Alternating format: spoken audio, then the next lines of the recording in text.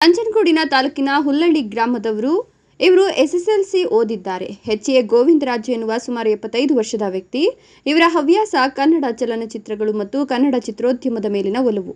ಪ್ರಥಮ ಮೂಕಿ talkies cinema 1934ರಲ್ಲಿ release ಆದ ಸತಿ ಸುಲೋಚನಾ ಚಲನಚಿತ್ರ.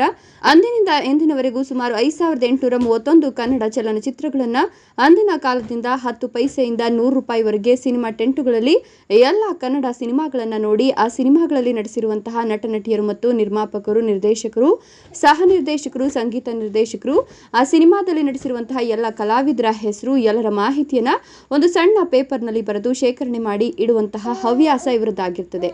ಮತ್ತು ಆಗಿನ ಕಾಲದಿಂದ ಇಂದಿನವರೆಗೂ ಸಿನಿಮಾದ ಮಾಹಿತಿ ಇರುವಂತಹ ಪುಸ್ತಕಗಳ ಶೇಖರಣೆ ಚಂದ್ರಚಕೋರಿ, ಚಿತ್ರತಾರ, ರೂಪತಾರ, ವಿಜಯ ಚಿತ್ರ, ತರಂಗ, ಅರಗಿಣಿ ಇನ್ನು ಮುಂತಾದ ಚಲನಚಿತ್ರಕ್ಕೆ ಸಂಬಂಧಿಸಿದಂತಹ ಪುಸ್ತಕಗಳನ್ನು ಶೇಖರಣೆ ಮತ್ತು ದಿನಪತ್ರಿಕೆಗಳಲ್ಲಿ ಶುಕ್ರವಾರ ಮತ್ತು ಭಾನುವಾರ ಬರುತ್ತಿದ್ದ ಸಿನಿಮಾಗಳ ಸುದ್ದಿಗಳ ಸಂಚಿಕೆಯನ್ನು ಸಹ ಶೇಖರಣೆ ಮಾಡಿ ಇಟ್ಟಿದ್ದಾರೆ.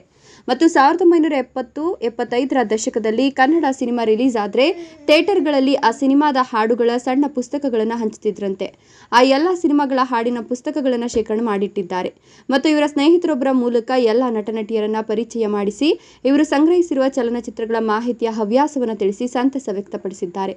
ಮತ್ತು ಕನ್ನಡ ಫಿಲ್ಮ್ ಚೇಂಬರ್ ಅವರು ಇವರನ್ನ ಕರೆಸಿ ಇವರ ಹತ್ತಿರ ಇರುವ ಎಲ್ಲ ಮಾಹಿತಿಯನ್ನು ಶೇಖರಣೆ ಮಾಡಿ ಪುಸ್ತಕ ರೂಪದಲ್ಲಿ ಹೊರತರುವ ಭರವಸೆಯನ್ನು ನೀಡಿದ್ದಾರೆ. ಎಚ್ಎ ಗೋವಿಂದರಾಜು, ಮೂಲತಃ ನಂಜನಗೂಡು ತಾಲೂಕು ಹುಲ್ಲಹಳ್ಳಿ ನಿವಾಸಿ. ನನಗೆ ನಮ್ಮ ಖಾಸ ದೊಡ್ಡಪ್ಪ, ತಂದೆಯವರ ಅಣ್ಣ ಬರೆಯುತ್ತಾ ಇದ್ದ ಧಾರ್ಮಿಕ ಗ್ರಂಥಗಳ